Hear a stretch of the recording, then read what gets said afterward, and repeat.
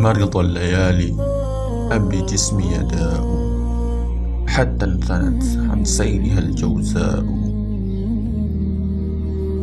أم من قطين أسهرتك رحاله، فانهل منك الدمع أن قد ناء.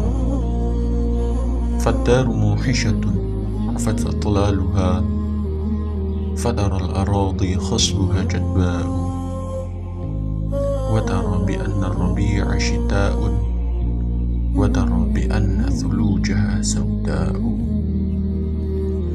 جال الحبيب بطيفه وبذكره، في بال مشتاق حشاه ذكاء.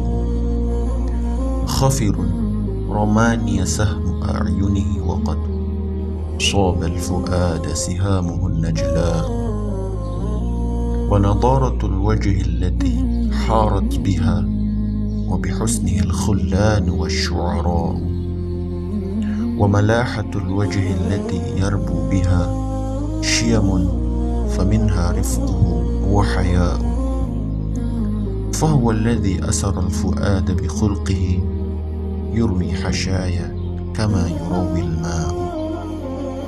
فلم الإباء وقد درى بمحبتي، والعين عن أترابه عمياء. ولم الجحود على مديمه، وقد شهدت لذاك شواهد خرساء. إني وقد عيا الخيال مهيجا قلبي، ولم ينفع عساه دواء. تعب من السهر الطويل مسرح، دمعا يسيل بساحه عناء.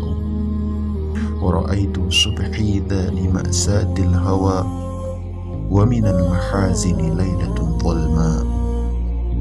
فدعا الحبيب من النوى برق الهوى، وصواعق من شوقه دواء.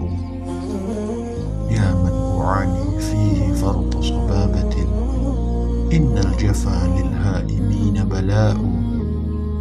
كم من أناس قد فنوا بهيامهم، هلكوا وتحسب أنهم أحياء.